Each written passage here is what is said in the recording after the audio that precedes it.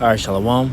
I want to start off with giving all praises, honor, and glory to Yahweh, Ba'ashem Yahushai, Ba'ashem Harakakadash. Double honors to the apostles and elders of Great Millstone. Peace and salutations to the hopeful elect. And I want to go into the book of Matthew 22, verse 14. For many are called, but few are chosen. All right, and this is just a land back off the lesson I was just doing, dealing with the remnant and the elect, okay, which are one and the same. Now, the elect were called, but they were ultimately chosen to be of the elect, okay? Now, we know many people, and when we're dealing with the men, because the Lord is dealing with the tabernacles of men, so that's what we're going to deal with.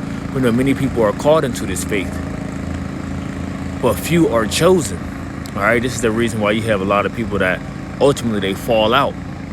Okay, whether they be bugged out behind a false doctrine, they're led astray, through the error of their own mind, whatever the case may be. See, they were called into this thing, but they weren't chosen. So they weren't of the elect. Okay, they weren't a part of that. They weren't a part of that small remnant. All right, so I want to go into this word called. It says, kletos. It says, invited, that is appointed or specifically a saint, which is called. All right, now we know that in the whole, the Israelites are saints, but these are saints that are called. Okay, so I was meditating this before I came on break of dealing with that divine selection or the divine election. Okay, who the Lord is dealing with, and that's from the womb. Okay, just like how Jeremiah was called, how Jeremiah was a chosen vessel of the Lord. All right, and Jeremiah is an elect member.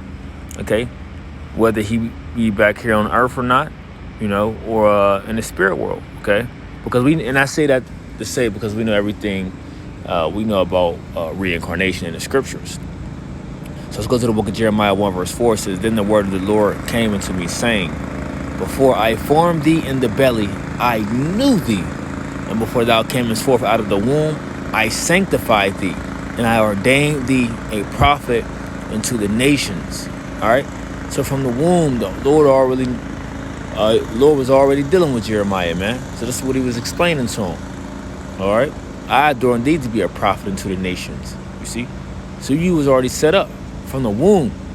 You was already set up to be called. You was a chosen vessel, already set up to carry out a particular mission, a task. All right, and it's the same thing in this day. All right, as the scriptures say, the spirit of the prophets are subject to the prophets. So the prophets of old time will be the prophets of today. Okay, they'll be reincarnated today, and they'll be doing the exact same task as they was doing back then.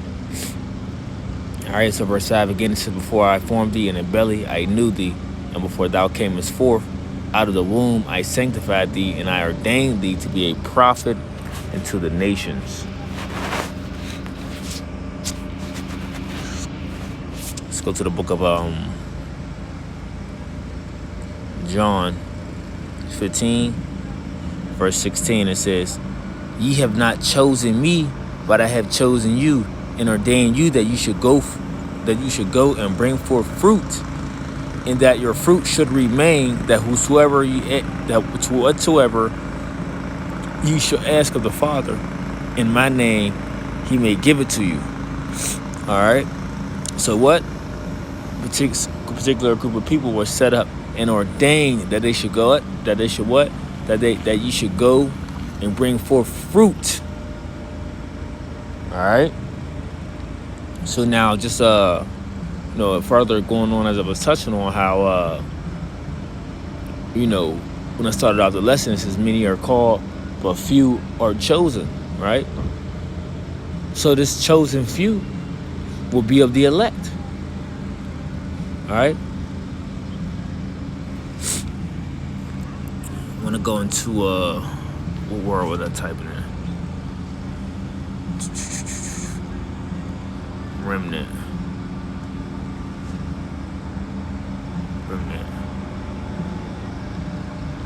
All right. I believe we're fact, I think I was in Romans. Let's go to the book of Romans.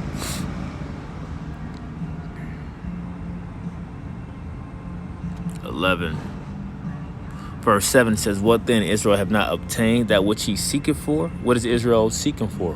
What are they trying to obtain? The truth. The hidden riches. Right? But the election have obtained it, and the rest were blindness. So the election obtained the hidden riches, this truth. See, so eklage, it's like if I'm pronouncing that wrong, but it goes into divine selection, abstractly or concretely, chosen election. All right, so this is who the elect represent. That divine selection, that chosen election, right?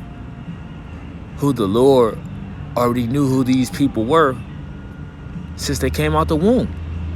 Okay, or while they was in the womb, the same as Jeremiah, man.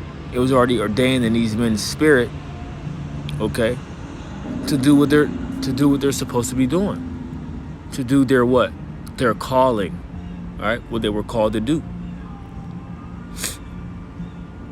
You see?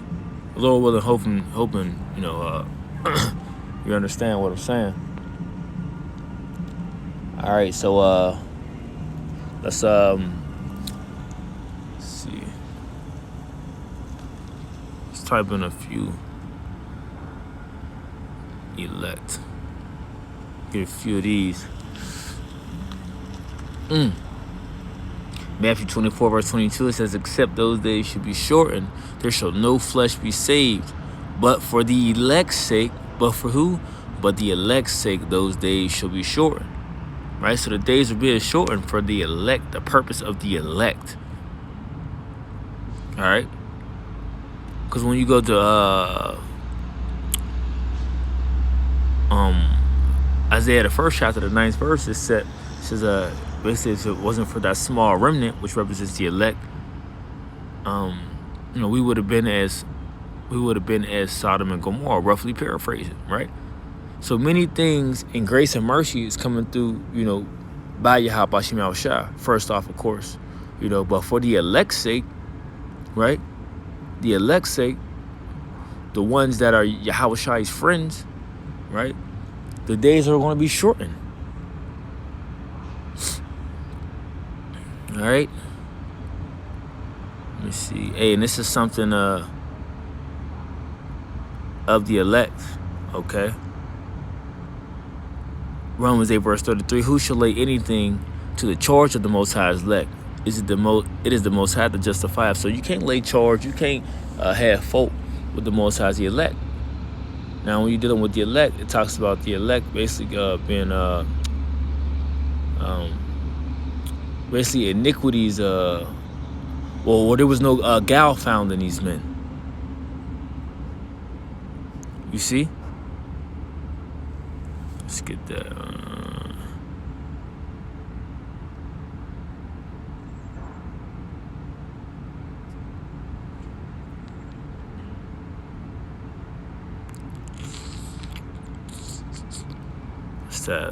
Let's go to the book of Psalms. And I'm just rolling in the spirit. It's the book of Psalms 32. Verse 2, and it says, I'll start at verse 1. It says, a psalm of David, a Maskil. Blessed is he whose transgression is forgiven, whose sin is covered. Blessed is the man to whom the Lord imputeth not iniquity, in whose spirit there is no guile. So there's a select group of who this pertains to. Right? So you're not going to be able to lay charge to the Most High's elect. Right? Because these men will what? Men whose spirit, there is going to be no guile. Romans. Let's go to the book of Romans 14. Is it 14? Salakia. Book of Revelation. 14. Verse 5. I'll start at verse 4. It says, 3. And they sung it as it were a new song before the throne, and before the 4 beasts, and before the elders, and the elders, and no man could learn that song but who? But the 144,000, which were redeemed from the earth, right? Talking about that priesthood. These are they which were not defiled with women, for they are virgins, going into the different philosophies. These are they which follow the Lamb whichsoever he goeth. These were redeemed from among men, being the first fruits. See, go to first fruits, and to the Most High, and to the Lamb. And in their mouth was found no guile, for they were without fault before the throne of the Most High. You see, because you can't charge nothing to the Most High's elect. All right, you can't lay no charge to the Most High's elect, because those men will be what? Faultless. Okay, cleaned. You see? So that's the point on that.